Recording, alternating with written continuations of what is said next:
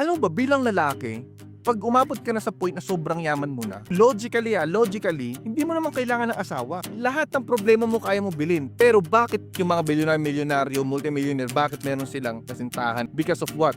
Because of purpose. Parang bakit mo to ginagawa? Bakit ka nag-hard work? Bakit ka nag-grind? Hindi ka naman nag-grind para sa sarili mo kasi darating sa point na ma-overwhelm ka na sa pera na parang wala nang sense yung pera.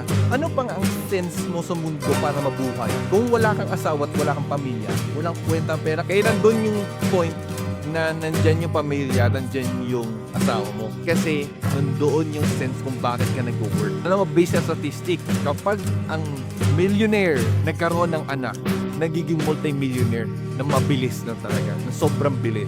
Natutunan ko yan sa isang study na ginawa. Ang isang millionaire nagiging multi-millionaire kapag may anak pa. Pati depende yan sa asawa kasi nawawalan ka ng gana kapag yung asawa mo walang kwenta. Pag walang kwenta, hindi ka nilalagaan, hindi ka binibigyan ng support and everything, pas nag-grind ka tapos binibigay mo sa kanya. Guls ako dun pare. Pero kung binibigyan niya lahat, parang asarap mag-work, paribigay sa kanya.